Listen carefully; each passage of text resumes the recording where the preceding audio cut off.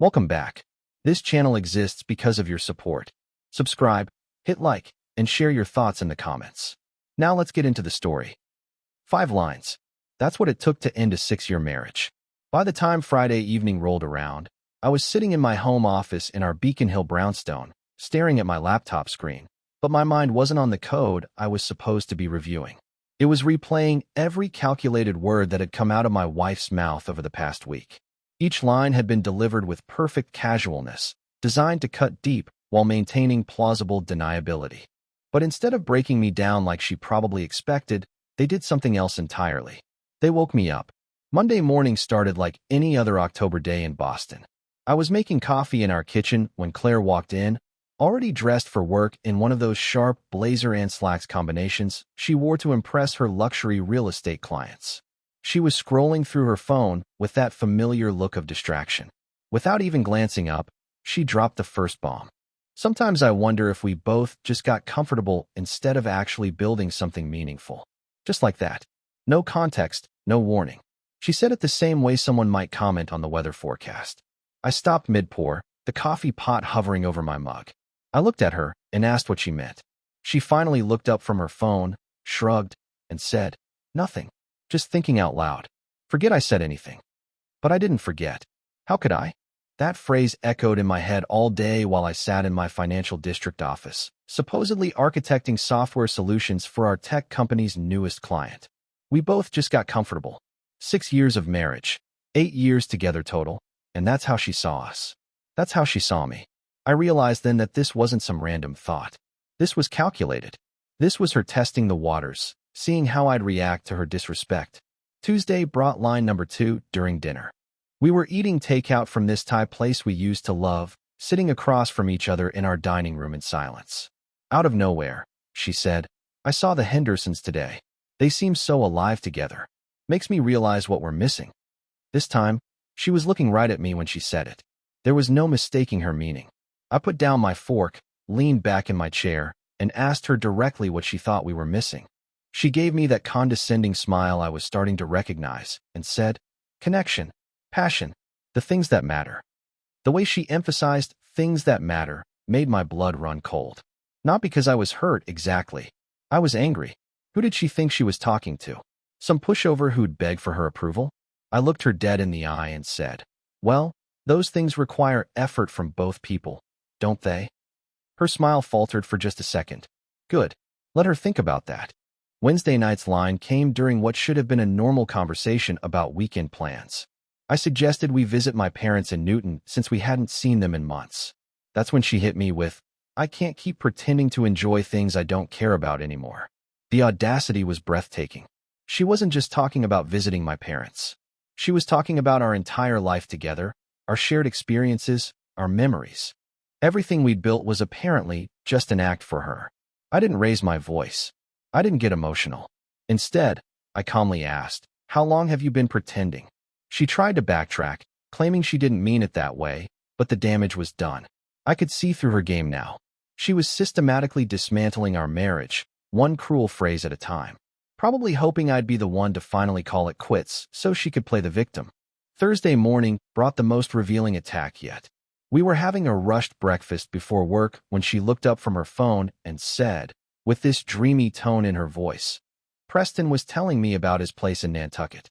He knows how to actually live, not just exist." Preston. She'd mentioned a man's name with admiration. My antenna went up immediately. "Who's Preston?" I asked, keeping my voice neutral. "A client," she said too quickly. "Someone who understands that life is short." I filed that name away in my mental notes. Preston. A client who supposedly understood how to live. The alarm bells weren't just ringing anymore. They were screaming. Friday evening was when she delivered the final blow. I was working in my home office when she appeared in the doorway around 6:30. She looked at me with this rehearsed expression and said, "I think we need to talk about whether this marriage still makes sense for either of us." There it was. The culmination of her week-long campaign. She'd systematically torn down our marriage and was now declaring it officially dead. I set down my pen and looked at her for a long moment. Then I smiled.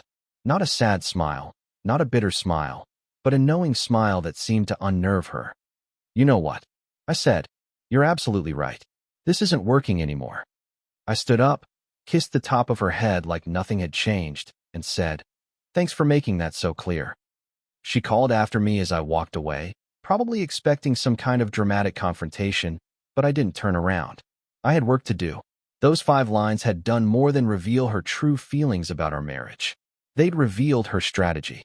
She thought she was manipulating me into being the bad guy, the one who'd give up first. What she didn't realize was that she'd just given me the perfect roadmap for my own plan. See, while she was busy delivering her carefully crafted insults, I was learning something valuable about my wife. She was calculating, manipulative, and completely convinced of her own cleverness. But she'd made one critical error. She'd underestimated me. The weekend passed in tense silence. She disappeared Saturday afternoon, claiming she needed to think. I used the time to begin my own thinking, the strategic kind. The following Monday, I became a student of my own wife. Not the lovesick kind who hangs on every word, but the calculating kind who documents patterns. The changes in her behavior weren't subtle once I started paying attention. Take her phone, for instance. She'd always been casual about it before, leaving it on counters, asking me to check messages while she was driving. Now it was glued to her hand, face down on every surface, password protected with an urgency that screamed guilt.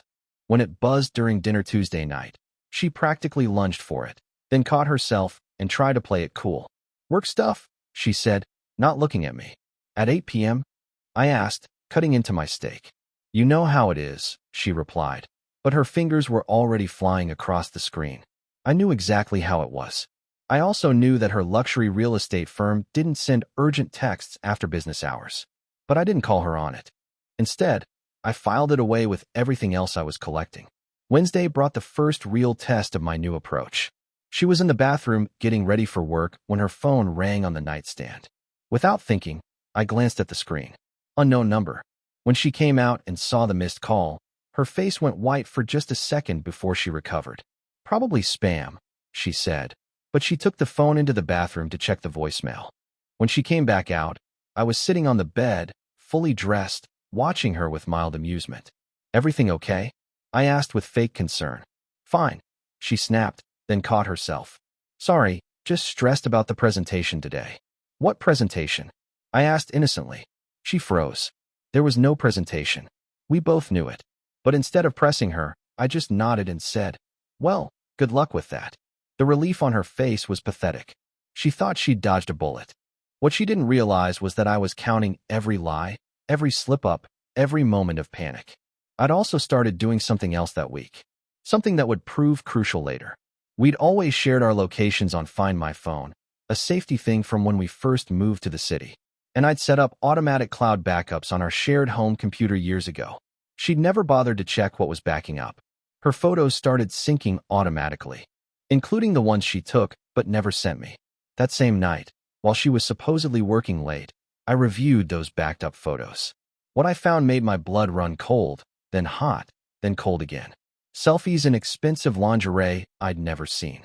Photos dated last Thursday when she'd claimed to be working late. Screenshots of text messages that said things like, "Can't wait to see you tomorrow," signed with a single letter P. Preston, her client, who knew how to really live. I downloaded everything to a secure folder. Every photo, every text screenshot, every piece of evidence of her betrayal. By Thursday, the phone calls were happening regularly. Always when she thought I wasn't paying attention. Always requiring her to leave the room. Always followed by mood swings that ranged from giddy excitement to guilty anxiety. The pattern was so obvious, it was almost insulting. Did she really think I was that oblivious? That evening, I decided to have some fun with her paranoia. She was on the couch texting furiously when I walked over and sat down right next to her. Close enough to see the screen if I wanted to. She immediately tilted the phone away and stopped typing.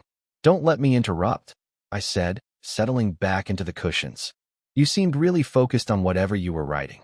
"It's nothing important," she said, but her hands were shaking slightly. "Must be pretty engaging nothing," I replied. "You've been staring at that screen for 20 minutes. She looked at me then, trying to read my expression. Was I suspicious? Was I testing her? The uncertainty was eating her alive. Good. Let her wonder. Let her stress about what I knew and what I didn't know. "Just catching up with a friend," she finally said. Anyone I know? I asked casually. Another pause. Another calculation. I don't think so. Someone from college. That's nice, I said, reaching for the remote. It's good to reconnect with old friends. The irony wasn't lost on me. Here she was, probably planning my emotional destruction with some other man, and I was calmly encouraging her social connections. The cognitive dissonance was clearly messing with her head.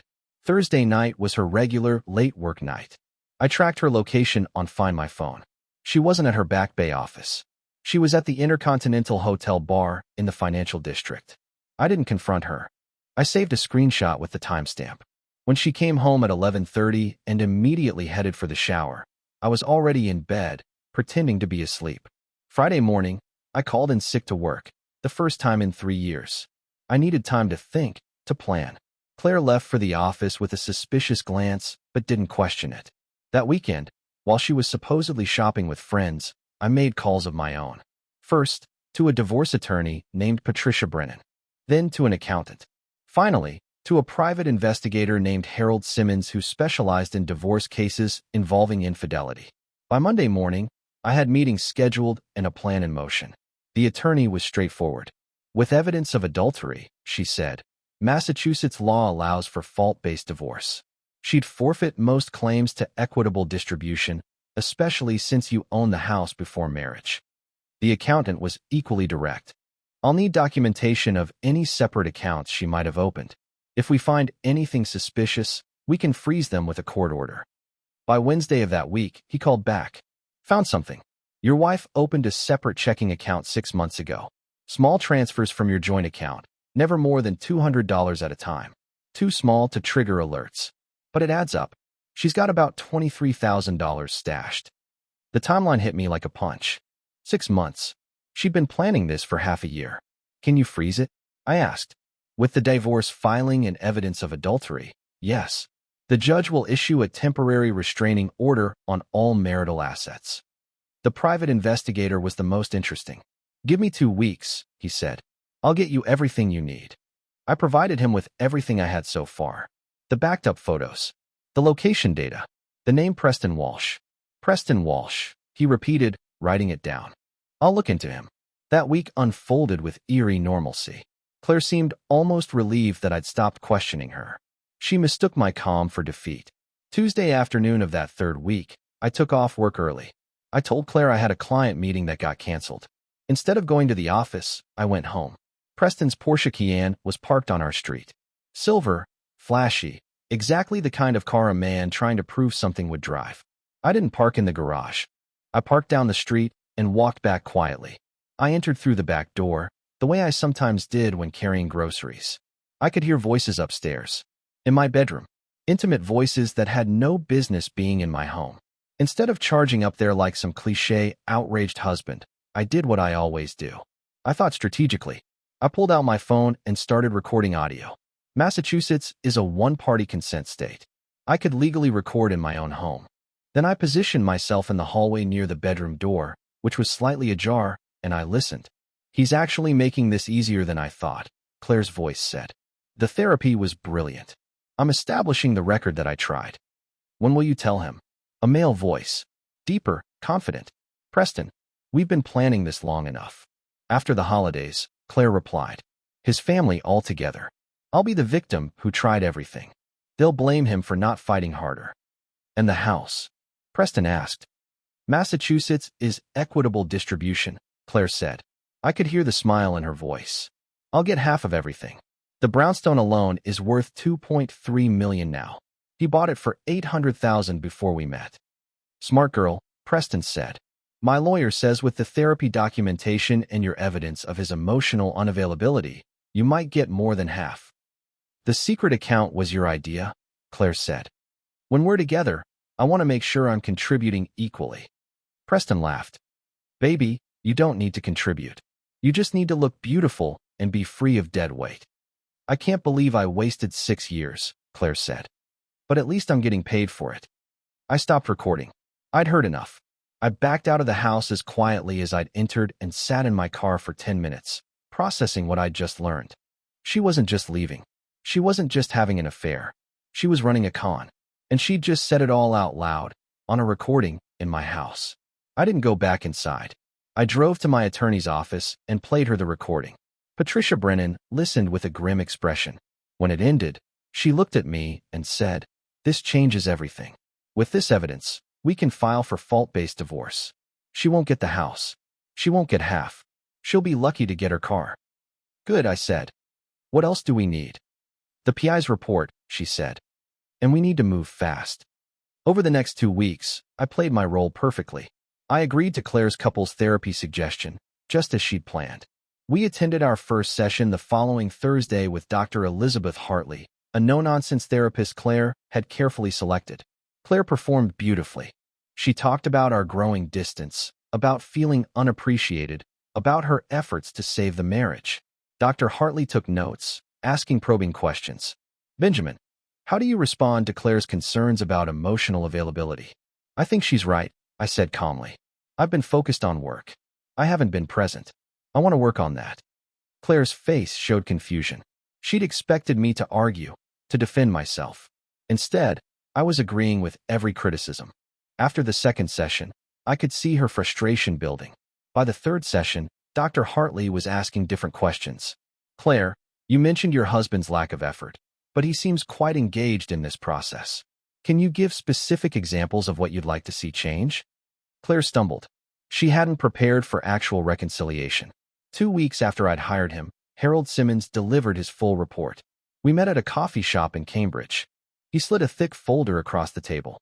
"Preston Walsh, age 41, divorced twice," he began. Both divorces followed the same pattern. He targets married women with assets, romances them through their divorces, dates them briefly afterward, then moves on. The report included everything. Photos of Preston and Claire at number 9 Park, holding hands, kissing outside his Millennium Tower condo, all documented with timestamps. "His first 2 ex-wives are willing to provide statements," Harold continued. "They want to warn your wife, but I told them to wait." "I do," I said. "Can you have them available next Saturday morning? There's something I need them to witness." During our fourth and final therapy session, 3 days before the revelation, Dr. Hartley said something that made Claire visibly uncomfortable. "I've noticed some inconsistencies in your narratives. Claire, you say you want to save this marriage, but your responses suggest otherwise." That night, as we drove home in silence, I knew the therapy had served its purpose. Dr. Hartley had seen through Claire's performance. 3 days later, on Friday evening, I decided it was time to let Claire know I knew. That night, Claire tried one last manipulation. She cooked my favorite dinner, wore a dress I'd bought her for our anniversary, and attempted to recreate some version of marital bliss. "I've been thinking about what you said," she began over dessert. "About us being broken. I think maybe we can fix this." "Can we?" I asked, cutting into my steak. "We could go to counseling, work on our communication, maybe take a vacation together." I looked at her across the table. This woman who'd been systematically destroying our marriage while planning her exit strategy. "That's an interesting proposal," I said. "But I have a better idea." "What's that?" she asked hopefully. "How about instead of pretending we can fix something you've already destroyed, we just move forward with ending it honestly?" Her face went pale. "I don't understand." "I think you do," I said, pulling out my phone. "The question is whether you want to do this the easy way or the hard way." I showed her one photo. Just one. Her and Preston, kissing outside his building. She stared at the image, then looked up at me with a mixture of fear and defiance. "How long have you known?" she asked quietly. "Long enough," I said. "Long enough to document everything. Long enough to protect myself. Long enough to plan exactly how this is going to end." "What do you want?" she asked. "I want you to stop pretending," I said. "I want you to stop lying. And I want you to understand that your plan to destroy me while playing the victim just backfired spectacularly." She tried to cry then, tried to play the remorseful wife. But crocodile tears don't work on someone who's heard you planning their destruction. "Save it," I said calmly. "We both know this isn't remorse. This is panic. You're not sorry you did it. You're sorry you got caught." "That's not true," she whispered. "Isn't it?" I asked. "Because I have recordings that suggest otherwise. Hours of them. You planning my downfall, strategizing about making me the villain, calculating how to steal half my assets." The realization hit her like a physical blow. I had proof of the conspiracy, evidence of premeditation. Everything needed to destroy her narrative. What happens now? She asked, her voice barely audible. Tomorrow morning, you're going to get a very special surprise, I said, standing. And unlike your weeks of psychological torture, my surprise is going to be swift, devastating, and completely final. Sleep well, Claire. I left her sitting at the dinner table, probably trying to figure out what I knew and how much trouble she was in. I went to bed early. I needed rest for what was coming. Early Saturday morning, while Claire was still sleeping off the shock of the previous night, I made final preparations. Over the past week, I'd carefully invited everyone who mattered. My parents thought we were announcing something important about our marriage. They just didn't know what. Claire's parents received the same vague invitation. Our friends, my brother, Claire's sister Jennifer, all of them had been told this was important. I'd also called Dr. Hartley earlier in the week. I need you there as a professional witness, I told her. Claire has been using our therapy sessions to build a false narrative. Saturday morning, the truth comes out. She'd agreed reluctantly, clearly suspecting that Claire had been manipulating the process. Patricia Brennan would be there with papers already filed, and I'd coordinated with a process server to appear at exactly 10:15. Everything was ready. The next morning, Saturday, November 20th, I woke up with the clarity of a man who'd finally stopped pretending. While Claire was in the shower, I texted her. My parents want to see us at Boston Common at 10. They have something they want to talk to us about. She came out of the bathroom, looking confused. What's this about? I don't know, I lied smoothly. They just said it was important. Something about family stuff. She agreed reluctantly, probably thinking it was normal family business. She had no idea what was waiting for her. We arrived at Boston Common just before 10. I'd reserved the pavilion area near the Frog Pond, the kind of reservation anyone can make for a family gathering. As we walked up, Claire saw the crowd assembled and stopped. Ben, what is this? Both our families were there. My parents, Patricia and Robert. My brother Michael. Her parents, Margaret and Richard Whitmore. Her sister Jennifer. 3 couples we've been friends with for years. Some people she didn't recognize. Dr. Elizabeth Hartley, our couple's therapist. Patricia Brennan, my attorney. Harold Simmons, the private investigator. What's going on? Claire asked, her voice rising with panic. You said we needed to talk about our marriage, I said calmly. I thought we should do it with everyone who cares about us. Her eyes went wide. She looked around at the assembled witnesses, at her parents' confused faces, at the strangers she didn't know. Ben, what are you doing? Everyone, thank you for coming, I said, addressing the crowd. I know you're confused. 6 weeks ago, in early October, Claire told me she thought our marriage didn't make sense anymore. She's been preparing for this conversation for months, so I thought she deserved an audience. Ben, stop this, Claire hissed. This is private. Is it? I asked. Because you made it strategic. You involved other people in our marriage. You made plans with someone else about how to destroy me. So no, Claire. This stopped being private the moment you decided to turn our marriage into a con. I pulled out my phone and connected it to the small Bluetooth speaker I'd set up earlier. For the past month, I said to the crowd, Claire has been systematically dismantling our marriage. 5 specific lines, delivered over 1 week in October, each designed to make me feel inadequate. I'd like you to hear them. I played the recordings. Her voice, isolated and clear, delivering each cutting phrase. The crowd listened in stunned silence. Sometimes I wonder if we both just got comfortable instead of actually building something meaningful. I saw the Hendersons today. They seem so alive together. Makes me realize what we're missing. I can't keep pretending to enjoy things I don't care about anymore. Preston was telling me about his place in Nantucket. He knows how to actually live, not just exist. I think we need to talk about whether this marriage still makes sense for either of us. When it ended, Claire's mother had her hand over her mouth. Her father's face had gone red. This is insane, Claire said desperately. This is manipulation. He's twisting things. Am I? I asked. Let me introduce everyone to Preston Walsh. Then I spotted him, Preston Walsh, standing at the edge of the crowd, half hidden behind a tree. Harold had texted me earlier. Target is following subject to location. He's been tracking her movements too. Preston had been monitoring Claire's location, just as I'd been monitoring his. When she'd left our house that morning, he'd followed, probably suspicious about what she was doing. Now he was stuck, unable to leave without being noticed. unable to join her without revealing himself. "Preston, why don't you join us?" I called out, pointing toward him. "You're such an important part of this story." Everyone turned to look. Preston tried to leave, but the crowd had shifted, blocking his easy exit. "Everyone, this is Preston Walsh. He's the man my wife has been having an affair with for the past 4 months. Preston, would you like to tell everyone about your plan to help Claire get half my assets?" "I don't know what he's talking about," Preston said, but his voice lacked conviction. "Don't you?" I asked. I turned back to the crowd. "Let me play you another recording. This one is from a few weeks ago, in mid-October. In our bedroom, our marital home, while I was supposedly at work." I played the recording. Claire's voice planning my destruction. Preston's voice encouraging her manipulation. Their voices plotting together. He's actually making this easier than I thought. The therapy was brilliant. "I'll get half of everything. The brownstone alone is worth $2.3 million now. I can't believe I wasted 6 years. But at least I'm getting paid for it." When it finished, the silence was deafening. Claire's mother was crying. Her father wouldn't look at his daughter. My mother was hugging my arm. My brother looked like he wanted to punch something. Jennifer, Claire's sister, spoke first. "I told you," she said, her voice shaking. "I told you this would happen. I told you to stop." "You knew?" Claire's mother asked, turning to Jennifer.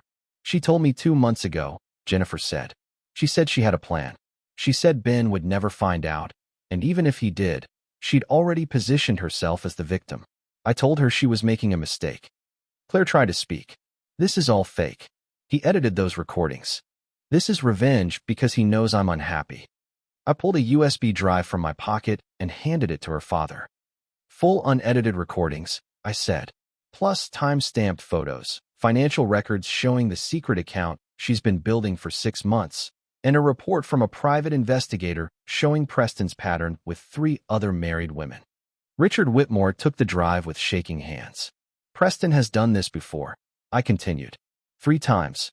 He targets married women with assets, romances them through their divorces, dates them briefly afterward, then moves on. My investigator spoke with his first 2 ex-wives. They're willing to testify that this is his pattern." Preston made a move to leave. "Before you go, Preston," I called out, "did you tell Claire this was your 4th married woman? Did you promise her you'd stay with her after the divorce?" Preston stopped, turned around, and looked at Claire with something like pity. "This is crazy, lady," he said. "I never promised you anything permanent." The betrayal on Claire's face was complete. The man she'd destroyed her marriage for, the man she'd planned her future with, had just abandoned her in front of everyone. Preston walked away. Claire called after him, but he didn't turn around. A woman in a professional suit stepped forward from the crowd. "Claire Whitmore Carter?" Claire turned, tears streaming down her face. "What? You've been served." The process server handed Claire 2 sets of papers. Divorce petition filed in Suffolk County Superior Court, and a temporary order granting exclusive use of the marital home to Benjamin Carter. "You're required to vacate the residence by 6 p.m. today." Claire stared at the papers. "You can't do this." Patricia Brennan, my attorney, stepped forward. "Mrs. Carter, Massachusetts recognizes fault-based divorce. Your adultery and financial deception, as documented in these recordings and the investigator's report, forfeit your claims to equitable distribution. The brownstone was Mr. Carter's property before marriage. You're entitled to your personal belongings and your vehicle. Nothing else." "That's my house, too," Claire screamed. "Actually, it's not," Patricia said calmly. "And with this evidence, no judge will rule in your favor." Claire turned to her parents. "Mom, Dad, you can't believe this. He's making me look like a monster." Her mother was still crying. Her father finally spoke, his voice cold and hard. "How could you do this?" he asked. "How could you throw away everything good in your life for that?" He gestured toward where Preston had been standing. "Dad, you don't understand." "I understand perfectly," Richard said. "I understand that you're not the daughter I raised. The daughter I raised had integrity." Claire looked around desperately. At her sister, who shook her head. At our friends, who wouldn't meet her eyes. At Dr. Hartley, who stood with her arms crossed, her professional mask hiding whatever she was thinking. "This is what happens," I said, addressing Claire directly for the first time, "when you mistake kindness for weakness. When you confuse patience with stupidity. When you think you can destroy someone who's better at this game than you are." I turned to the crowd one final time. I want everyone here to remember this moment. Remember what happens when someone chooses deception over honesty, betrayal over loyalty, and greed over love. Some lessons are worth learning publicly. I walked over to my parents, hugged them both, shook hands with my brother and our friends. Claire's mother approached me hesitantly. "Benjamin," she said, her voice breaking. "I'm so sorry. We had no idea. If you need anything." "Thank you, Margaret," I said gently. "Take care of yourselves." As I walked away from Boston Common, I heard Claire's sister say quietly, "You brought this on yourself." I didn't look back. 3 weeks later, I sat in my home office, now officially my office alone, reviewing the initial divorce settlement documents. The final decree would take months, but with Claire refusing to contest anything, she had no grounds. The outcome was already certain. Everything had gone exactly as Patricia predicted. Claire got nothing beyond what the law required for basic necessities, which wasn't much considering her documented adultery and financial manipulation. The brownstone was mine. The investments were mine. Even her legal fees had become her problem when her attorney dropped her after she couldn't pay his retainer. Turns out her secret nest egg wasn't as substantial as she'd hoped, and Preston had vanished the moment things got complicated. My phone buzzed with a text from Jennifer, Claire's sister. "She's staying with friends now. Lost her job yesterday." The whole thing became public at her workplace. I deleted the message without responding. Not my problem anymore. The irony was perfect. She'd spent months planning my social and financial destruction and had instead orchestrated her own. Her reputation in our community was destroyed. Her family had distanced themselves from her. Her friends had chosen sides, and most had chosen mine after hearing the evidence. But the best part wasn't her downfall. The best part was discovering who I really was when pushed to my limit. For 6 years, I'd been the accommodating husband, the patient partner, the man who avoided conflict for the sake of peace. I'd thought that made me a good person. What I learned was that it just made me a target. A knock at my door interrupted my thoughts. I opened it to find Stella Fletcher, our neighbor from 3 doors down, holding a casserole dish. "Thought you might want a home-cooked meal," she said with a warm smile. "I know you've been through a lot lately." "That's very thoughtful," I said, accepting the dish. "Would you like to come in for coffee?" "I'd like that," she said. As we sat in my kitchen, she asked, "How are you holding up?" "Really?" "Honestly," I said. "Better than I expected. I thought I'd feel guilty about how everything went down, but I don't. I feel liberated." "You should," she said firmly. What she did was inexcusable. The whole neighborhood heard about it. I have to say, most of us weren't surprised. She always seemed calculating. We talked for an hour about everything and nothing. It felt natural, easy, completely different from the minefield conversations had become with Claire. When she left, she squeezed my hand and said, "You deserve better. I hope you know that." That evening, I reflected on the past 7 weeks. From the moment Claire delivered those 5 lines in early October to this quiet evening in mid-December, my life had completely transformed. The man who discovered those 5 lines would barely recognize who I'd become. That man had been reactive, hurt, desperate to salvage something that was already dead. This man was proactive, strategic, uncompromising about his own worth. My phone rang. Unknown number. I almost didn't answer, but curiosity won. "It's me," came Claire's voice, broken and desperate. "I know," I said calmly. "I made a mistake. A huge mistake. I know that now." "Yes, you did. Can we talk? Can we try to work this out?" The old me might have felt sorry for her. Might have been tempted to throw her a lifeline. The new me understood that some bridges need to stay burned. "No," I said simply. "Please," she said. "I have nowhere else to go. I lost everything." "You didn't lose everything," I corrected her. "You threw it away. There's a difference." "I love you," she said desperately. "No, you don't," I replied without emotion. "You love the security I provided, the lifestyle I enabled, the safety net I represented. But you never loved me. If you had, you wouldn't have been capable of what you did." "That's not true," she sobbed. "It is true," I said, "and we both know it. You made your choice when you decided I was disposable. Now you get to live with the consequences of that choice." "You're different," she said, and for the first time in the conversation, she was right about something. "Yes, I am," I confirmed. "I'm better." I hung up and blocked her number. 6 months after the revelation, I was officially dating someone new. Her name was Olivia, and she was an architect I'd met 3 months earlier at the Museum of Fine Arts on a random Saturday afternoon. We'd started with coffee, then dinner, taking it slow.